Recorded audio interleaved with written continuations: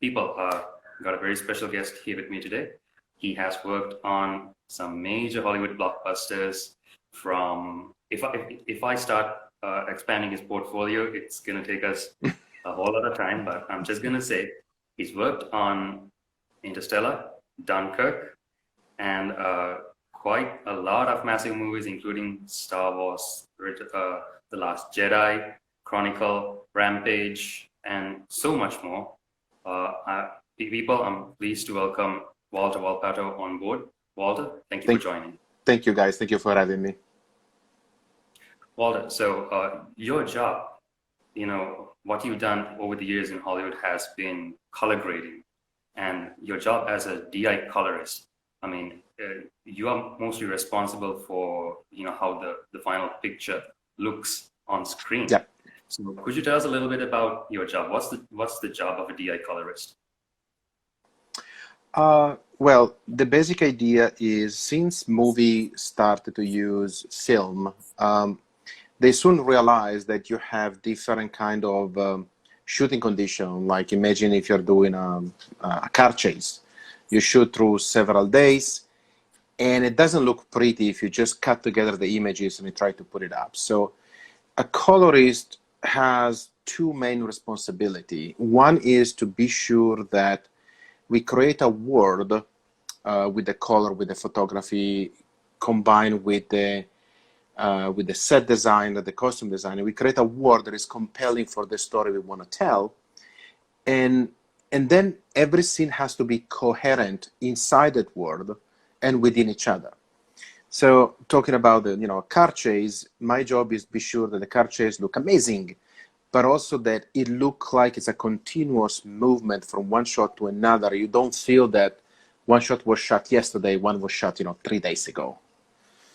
Exactly. So it's a bit of technical expertise and a bit of artistic eye and taste on it. Cool. So when it comes to deciding the look of a film, Walter, who are the key collaborators? Like who decides the look from the get-go? Is it just you, or the director, the cinematographer? Who contribute to this look? So for the majority of the movie I do, the Hollywood blockbuster, Netflix, whatever, the colorist doesn't really have the ownership of the image. The director of photography has it. So what we usually do in pre-production, before shooting any real material, we do 2 or 3 camera tests. And the camera tests are for choosing the lens, choosing the camera, looking at costume, but also we start to look at what we want to do with the look. So let's talk, for example, about Hustler. We know the Hustler was done mostly in low light. It was a nightclub scene. There are a lot of colorful costumes. And the director said, I want to have the feeling of a Fuji stock, something from late 90s. So we want to go back a little bit in time. So I need to marry a color science from the film industry that we know because I've been around for years with the new digital camera. And together through 2 or 3 tests, we develop it's the master look of the whole movie. So when they go to the set, they daily have the same lookup table. They on the set you have the same lookup table, the VFX. So everybody start to look coherently at what is the projection for the final image. And I really like to work in that way. So when it's possible, creating a look ahead of time where everybody basically, it's like a gigantic foundation where the whole stack start to build. Generically speaking, director of photography here in Hollywood have the first and the last say on the image. Got you. So if you take, movies like Interstellar and Dunkirk as an example, which happen to be some of the, highlights in your career along with movies like Star Wars, these are big budget films. Like, people spend lots and lots of money into getting that pristine picture quality. How does that help your job? Well, I always joke that it took me something like 10 years, 10,000 hours to get good at what I'm doing. And then I just started to get better photography. Because at the end of the day, when you get, Interstellar or Dunkirk, they're both shot by Hoyt van Hoytma, those images are amazing. I mean, there is really nothing I have to do to make them better. It's just preserving the consistency, preserving the original intent. And in case specifically of Dunkirk, it's matching what was the original contact print from the negative. So for Christopher Nolan, the print is still king. So we still do a full photochemical process. And the digital part was how we can match all the characteristic of the actual film in a side-by-side with the 65 millimeter print and try to, replicate it in digital. Star Wars, for example, is similar. You have this kind of the retro photography. Steve Yedlin, they did a lot of prep work. He know exactly on the set which lighting to put, which ratio to have. And when the material come to me is stellar. I mean, my job is more like consistency throughout all the master deliverable you have to do. If you think about Star Wars, just to stay in the same name, you have a 2D theatrical, a 3D theatrical, a 2D Dolby, a 3D Dolby, a 2D IMAX, a 3D IMAX, a 35 and a 65 print, and then all the domestic distribution. So you kind of have to artistically and technically keep the consistency of the original intent throughout all these medium. So for me, we started the project knowing, just reading one of the questions, we actually know where we want to go with the image from the beginning. Sometimes you have movie where I don't have the choice. I mean, I get the movie after the movie has been shot. They may or may not have something in mind, like for Green Book, the dailies were done with a normal Alexa lookup table, nothing fancy, just see the photography as is. And then we work to generate the look, say, okay, which is the characteristic that you want to have in the movie? You want to have a little bit more filmic. Can we add a certain amount of grain? Can we add elation? Can we add which kind of contrast ratio you want in the final image? So we build in the first day kind of the language we want to have for the whole movie together, me and Sean, the DP, and then we pass it through the whole movie. I mean, it's still, even when you cannot start at the beginning, I still like the process of give me your visual idea and let's put the photography within this idea with a minimum amount of touch-up, and then we just deal with the differences. Got you. So how early on did you come onto these movies? The big budget ones, Star Wars, Dunkirk, Interstellar. How early on were you? So Dunkirk and Interstellar, I was at the back end, but it doesn't matter because being film, I was working still at Photochem at the time. We had the lab.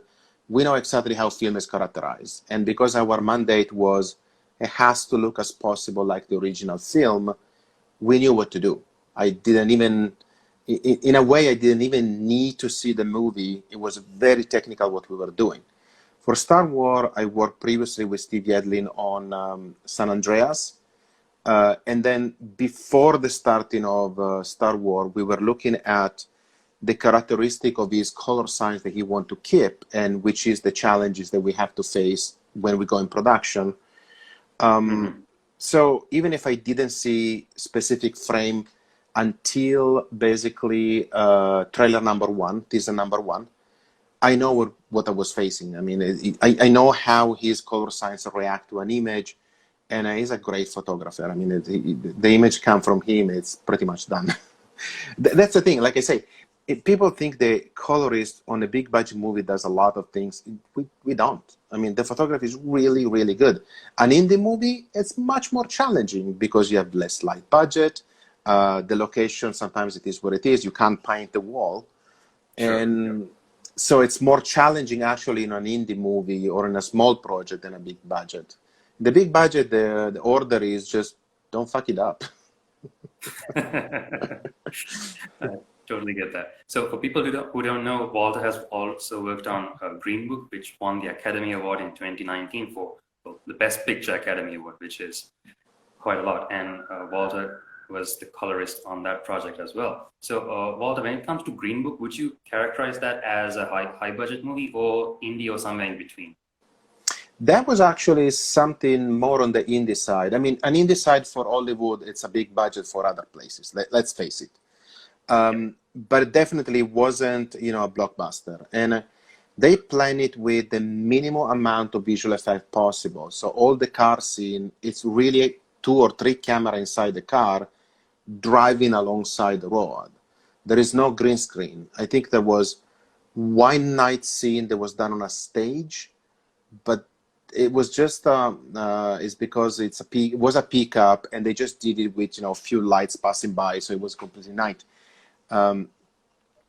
So the basic idea is the movie. Yes, you have the big star, you have to pay the big star, but the budget for the actual shooting and visual effect was kind of a high end of the indie market, if you say.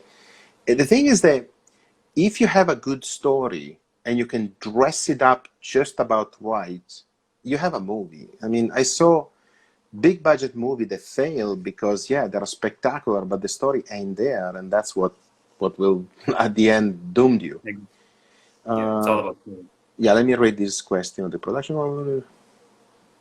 Yes, the basic idea is that the production design and costume start at the beginning to build the look of the movie. Like, it's very difficult in color later on if the production designer and the costume and the wigs and whatever lighting you're putting, they all reflect a certain idea. Changing it later in post can be really, really challenges. Somebody's asking if you can ask question. Yeah. Yes, Guys, we will try to answer. You can.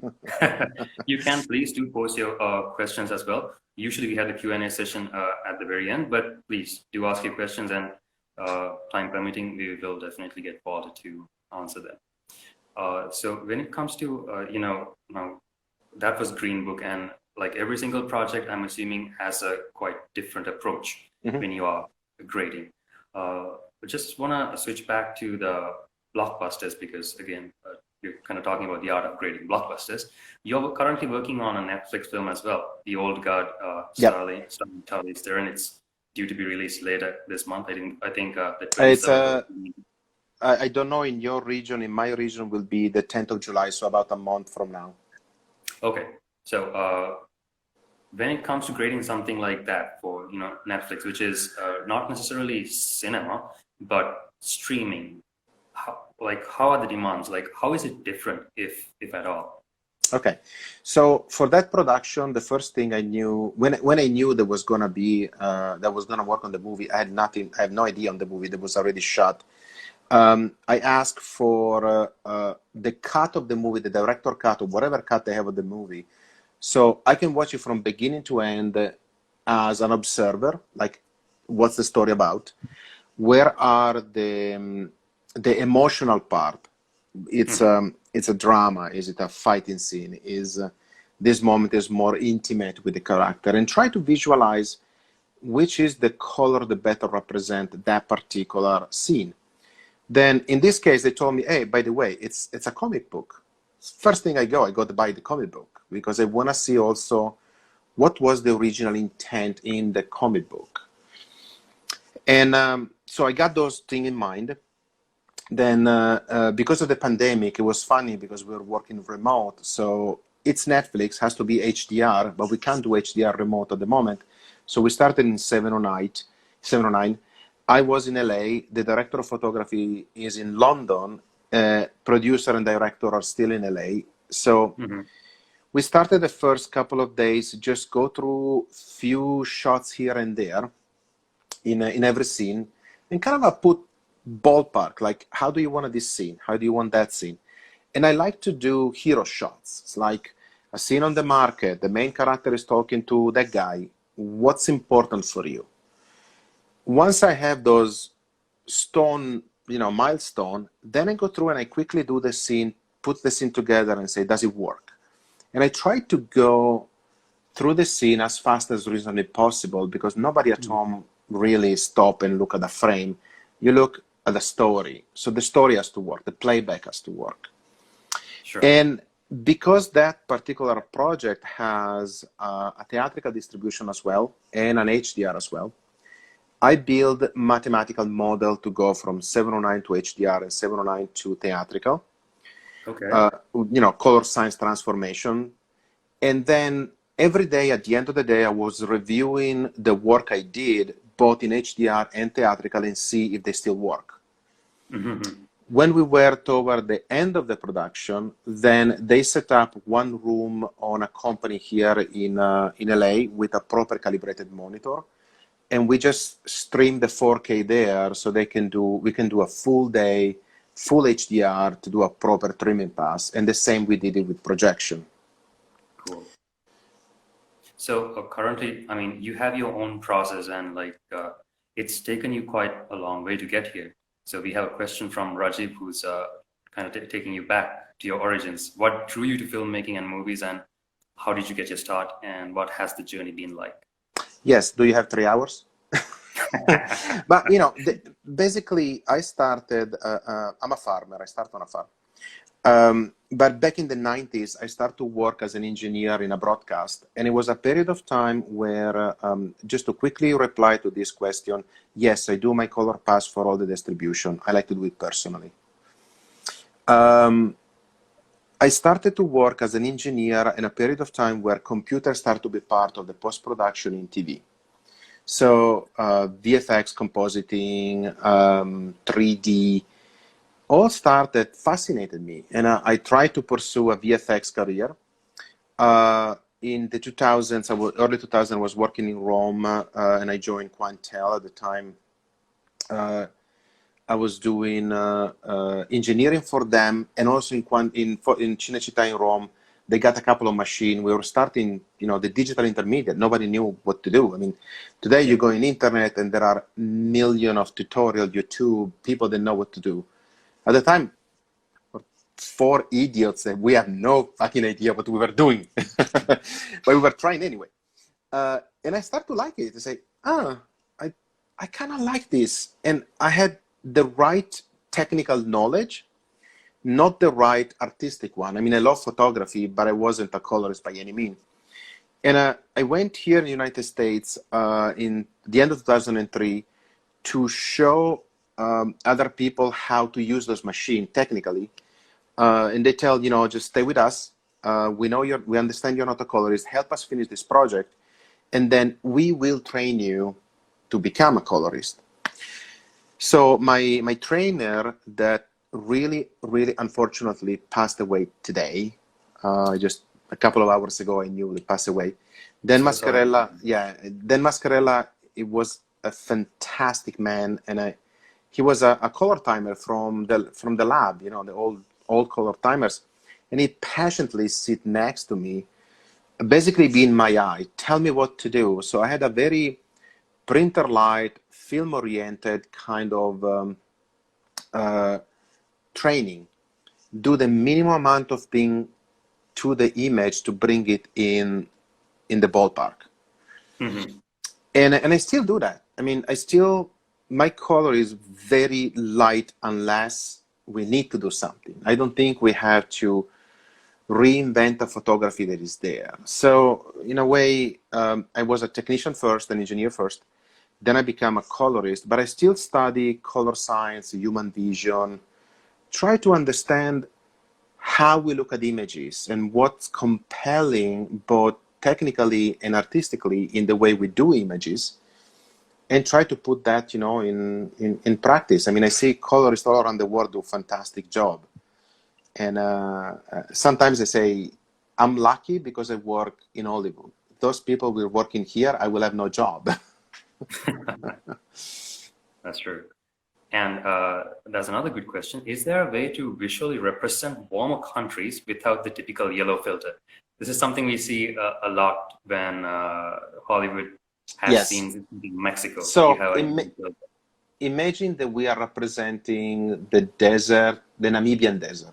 Okay, we are in Namibian desert. Try to imagine the Namibian desert with another color. That is not hot, warm yellow. Mm-hmm. Will you make it blue, like snow? Will you make it green? I mean, it just doesn't work. That's the kind of idea. We have a popular idea, a mind idea. If something is warm and hot, should be warm and hot, literally hot and yellow. If you're doing something that is really happy and you're making all blue and cold, the emotion conflict with the visual message you are giving. So unless it's intentional, I want to tell you, hey, watch out, because what you see is not really happy. You don't want to confuse your audience. It's the same with audio. If you have a very dramatic music on a scene that has nothing of dramatic, you're telling a cue to the audience, hey, there is something that's going to happen here. Pay attention. Yeah. So I understand that, the sipped Mexico with a tobacco tone, it can be a little bit too far. But for example, for the Old Guard, there are 3 desert locations in 3 parts of the world. We still made them very warm with 3 different tones of warm. So visually, when you go in this location, you have a cue that you are there. And when you go in this location, you have a clue that you are there and not in the other one. Yeah. It's difficult. I mean, generically speaking, Hollywood tend to be too warm, for example, compared to European movie. And also in the other side, I remember doing a documentary, restoring a documentary on Antarctica, where the original transfer that was done probably 15 or 20 years ago was way too blue cyan. I understand you want to represent cold, but now the emperor penguin, there are all these beautiful color in the neck and the collar, they were all cyan. They're completely lost. So in that particular documentary, make the snow white, suddenly bring all the color back, and it still feel cold. You don't have to make it a slab of blue. A hint is enough. Sure. Yeah. So my next question goes more towards consistency again. So, consistency throughout an entire film. Is there such a thing? Or like we've seen certain scenes, just flip the color grade on and on. So what's your take on this? How do you approach that consistency? Okay, so you create a word, you create a rule, you have to stick to the rule. So if you have The Matrix, one of my favorite movies, and you are into The Matrix, you have a certain green, yellow feeling, you have to stick to it. If you're outside of The Matrix, it's more silvery blue, you have to stick to it. However, let's say that you have a movie where you go inside the same house, 3 times in the movie, one at the beginning, one at the middle, one at the end. And through the arch of the story of the movie itself, maybe 6 months pass by. Does the shot at the end need to match the shot at the beginning? Mm-hmm. I see director of photography that want it match, director of photography then don't care. For me, it doesn't matter. It has to match the time of the day, and if you need it, the psychology of the moment. So once the scene is per se done and completed, the next time you go in the same location, unless it's mandatory that it's the same, it can go a little bit further or a little bit backward. If somebody goes at, after 90 minutes and feel that the scene doesn't match what you did at minute 3, it means you lost the story completely. You lost the audience, a long time ago. Yeah. If you watch again Dunkirk, and instead of looking at the action, you pay attention, for example, at the clouds, they're not right. They're always in the blood all over the place, because there is no other way. Unless you make a gigantic VFX, the clouds are always whatever in the place. As long as the story works, those little inconsistencies don't bother. And like I said, to me, if you go in your room and it's summer, and then you go back in your room and it's winter, the light is different. I don't have to match it exactly. The scene has to be coherent. The scene with the word you created has to be coherent. And you need a bit of consistency between all the 3 acts of your movie. Doesn't have to match perfectly. Gotcha. Yeah. Okay, we see a lot of big movies from Hollywood that has inconsistency, contrast, and color balance in a scene. What's your thought about that? Fire the colorist. Now, remember, it's not my movie. I have director, DP, sometimes the producer tell me what to do, and sometimes just that's what they want. I say, don't touch it, but don't touch it. Okay, fine, don't touch it. So we can recommend, we can show, we can try to go in a direction that feels more coherent, but at the end of the day, like I say, it's not my decision. It's not a budget issue. I saw big budget, they're screwed up, and small budget, they are much more tied up. It's just how much time you have. Time is a factor. When in a normal drama like Green Book that doesn't have many visual effects, you should be able to do a decent work in 2 weeks, and that's usually the budget they have. They may have 3. Usually 2 weeks is about the budget they have. So for me, if I have 2 weeks, 1 week, it means a whole pass on the movie has to be done, where you can see it's not refined, but you can see the movie from beginning to end, and it works. And then you spend the other half of the time to do all those little differences as much as you can. If you have unlimited time, you can make everything perfect. The Revenant, they have unlimited budget, well, not unlimited time, but a lot of time. And a lot of artists work on the movie, they can make it really perfect. If it's about, VFX. So sometimes, like, when you get the picture, I'm assuming the VFX is not necessarily complete. How do you work around that? So, Rampage. I'm doing Rampage, first pass of color. The last reel is the big battle between all the monsters and all the rubble and etc. It was about 450 shots, the last reel. I start my color with just 3. And those 3 shots were actually close-up of hands. So I have nothing to work with. I said, please start to send some temp shots, and they send this stuff that was completely unusable. So with big VFX budget can be really challenging because you have only few shots sparse through the reel, and you kind of eyeball a benchmark, and then you get the in-between, and you readjust the benchmark. It's more about making the visual effect works than not created something from scratch. Visual effects usually don't withstand a lot of push and pull. Gotcha. All right. Now, back to when the same shot of angle, but different cuts look different, there can be a couple of things. You think that is the same cut or shot, but it can be a completely different take. So they don't necessarily match. There could be a visual effect that has screwed up something for whatever reason.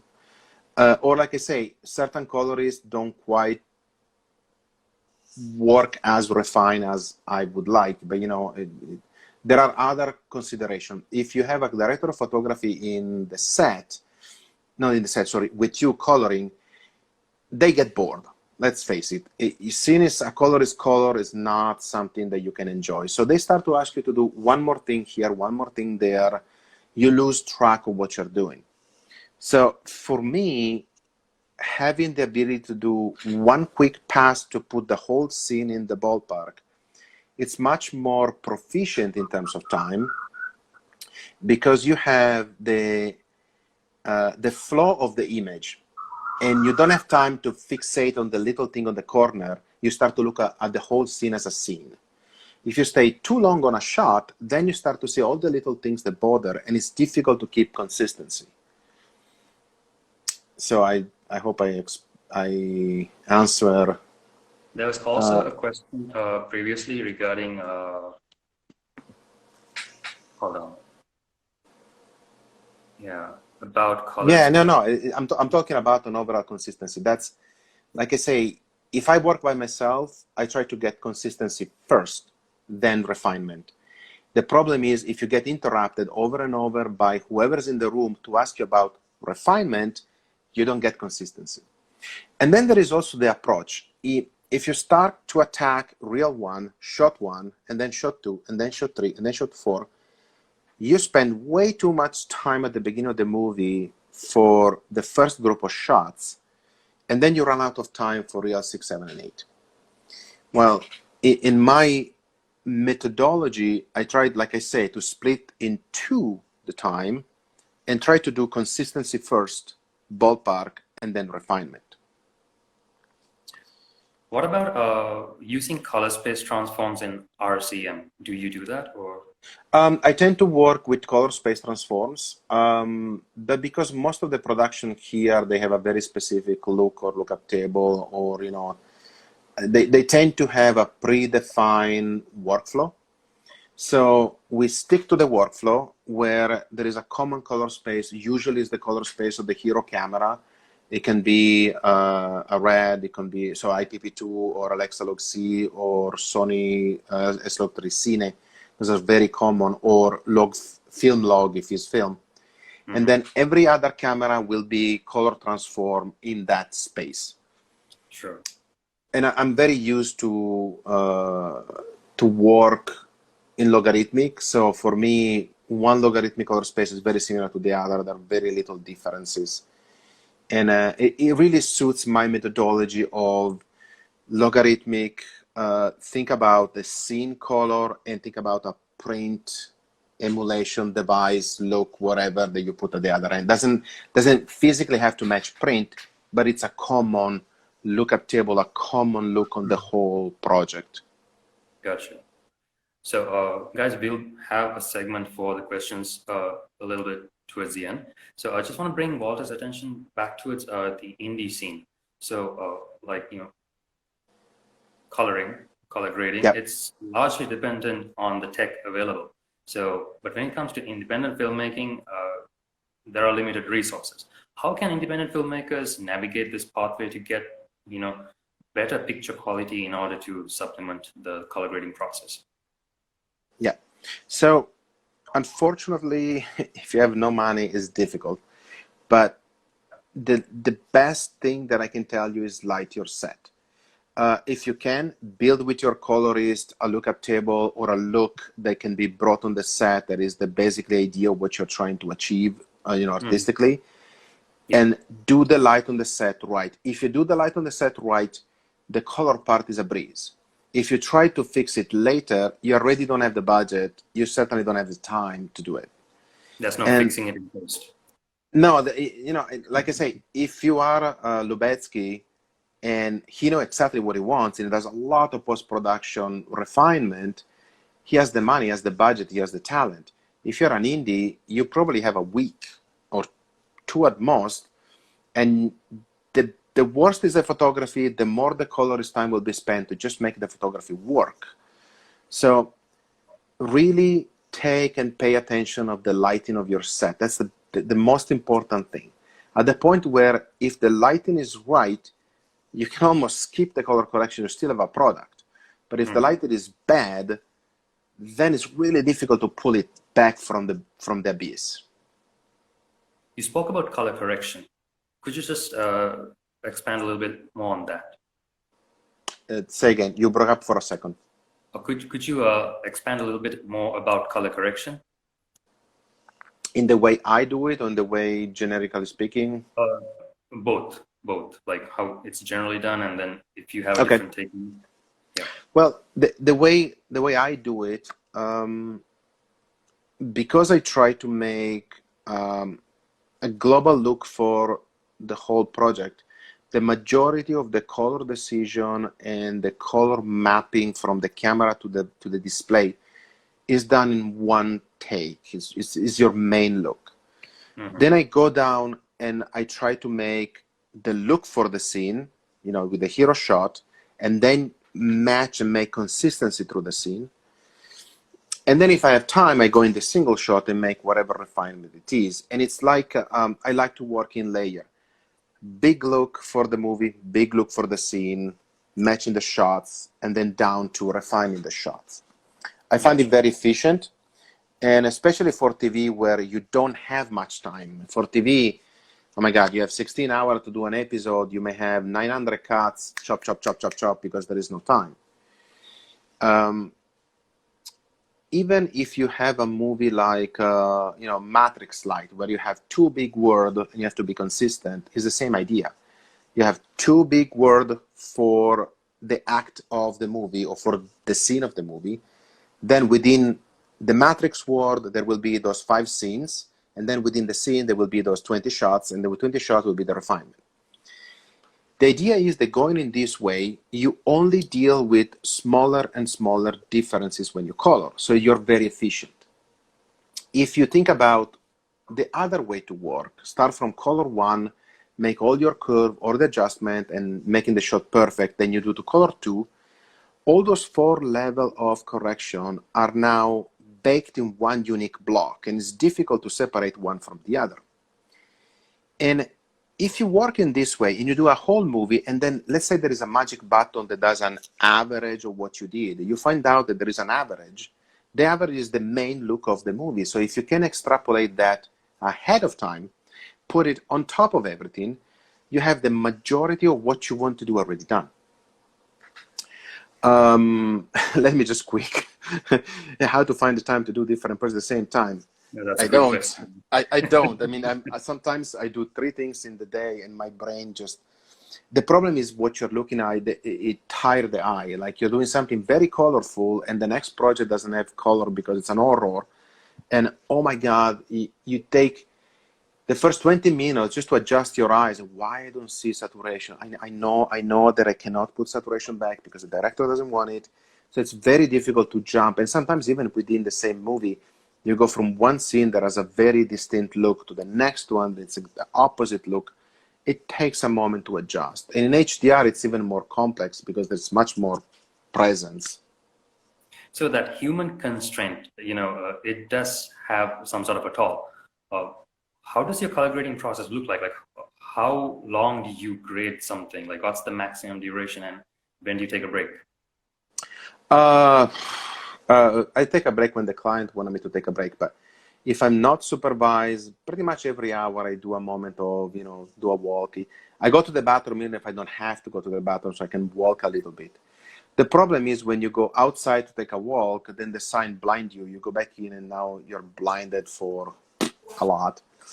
I try to take the most artistic decision at the beginning of my day. Mm-hmm. Like set up the color for the scene or looking at new things at the beginning of the day. And the rest of the day is more technical matching, because technical matching, you don't have to absolute judge a color. You just have to judge this versus that. And it's much easier to just flip the 2 images and find the differences and move on. Sure. So I tend to do, all the artistic decision when I'm still fresh in the day. Although I had sessions that went on for freaking 20 hours. So at the end of the 20th hour, don't ask me what I'm doing. I have no fucking idea. You spoke about, when we had the previous conversation about going wider and then you go scene by scene and then shot by shot. Yeah. Could you talk about that tunneling process a little bit? Well, it was, as I was explaining earlier, we implicitly do the same thing over and over. You have a big negative with a big fat signal, but the director of photography only exposes, let's say, just to throw a number, 7 stops of the original 16 of the camera.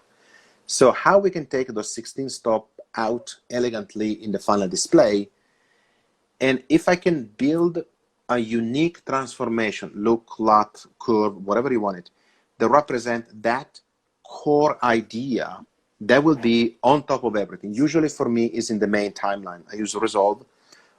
It's in the main timeline. That is the ballpark. Is in the old days, the print stock you're using. I'm going to print on Fuji, 2473, whatever number it is, I have no idea. Then the photography start to fall in place because I'm assuming correctly the director of photography light the set in a certain way and put the actor in the set and doesn't really change light shot to shot. There is no reason. So a scene within the context of the photography is very coherent. I just need to find the hero shot and find under the master look that we have, which is the minimum amount of manipulation we can do to make it fit. And when I color, I don't color for the background. I don't make the white, the black, the gray. I don't think that's necessary. I want to make the subject of the scene in the right exposure and the right white balance. If somebody's looking at the background, you already lost your audience, a while ago.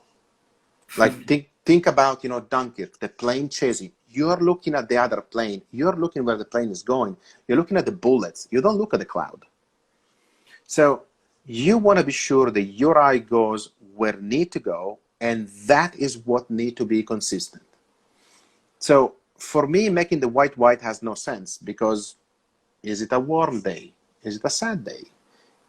If I want to show sadness or, a heavy green look, there is no white there. It's bloody green. But the skin of the subject and the exposure of the subject need to match. Once you have that for the hero shot, all the other shot next to it, minimal adjustment to bring it together. And I like to work a lot with printer lights. Printer lights are very elegant. In most of the logarithmic space represent roughly exposure and white balance of the camera. Mathematically, they're not identical, but very close. Mm-hmm. So you have just 3 very basic control to bring the exposure and the white balance where you need it, shot to shot to shot to shot. Then you have the consistency. If you have time, you do refinement. If you don't, you still have a project. Remember, for hundreds of years, those are the only control that the director of photography had in printing, and the movie looks amazing. So we don't have to reinvent the wheel much. Build a master look, build a look for the scene with the hero shot, match the hero shot with minimum control, and then refine if you have time. Brilliant. You also spoke about colors and the different moods that they give. So, and I remember you also mentioned that you still do your own self-study about human psychology and like how all this stuff affects, how color affects the audience. How can somebody who's just starting out, is there any place that you would like to direct them to go and, learn something about how, where can they go to learn about color and the different effects that they have on the audience? Hold on. Okay, give me 1 second. I see if I can find it quickly.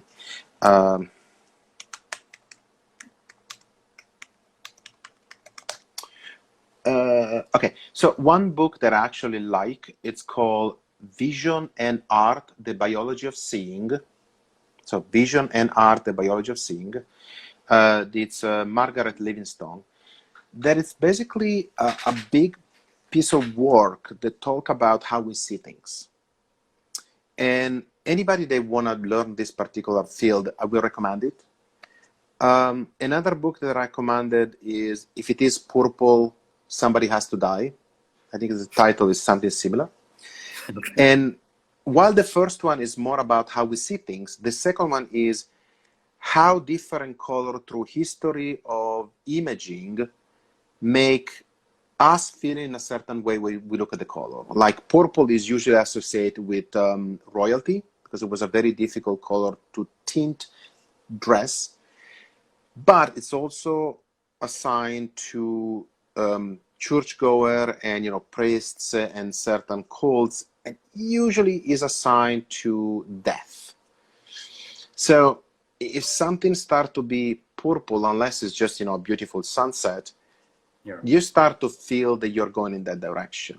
Red is freaking dangerous. Something is bloody red, there is danger in the scene. So understanding at least the basic, the middle of the road rule that everybody learn because we saw images all the time. We are image people. And then you can break it, but at least learning the rule and learning how to put them. In a movie that I'm working on, there is a remembering scene, a flashback scene of a boy that lost his mom.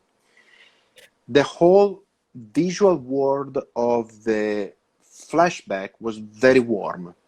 The problem is that in that scene it did not work, because a very warm scene, unless it's a liberation that the mom went to heaven, it just didn't work emotionally. So that scene, actually, I had to break the world that we created for the flashback and making it way more cold and neutral.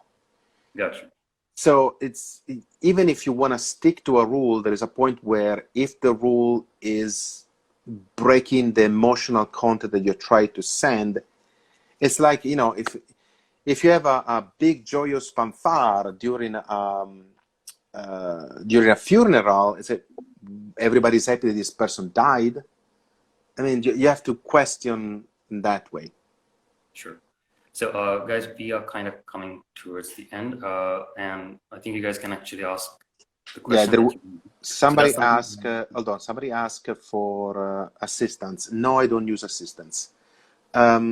I never been so busy that I had to use them. And I really enjoy what I'm doing. So I like to follow every single deliverable, like we were saying earlier. I don't just do the theatrical, I do also the DVD, I do the Dolby Vision, the 3D passes. I really like to do it. If I get more busy, I may have an assistant. It's just not my style. I really like to follow and do it. I have one other person with me that usually does the online. So putting together the shot with the timeline. Usually we split the exports. Maybe he does it, I do it, we do it together.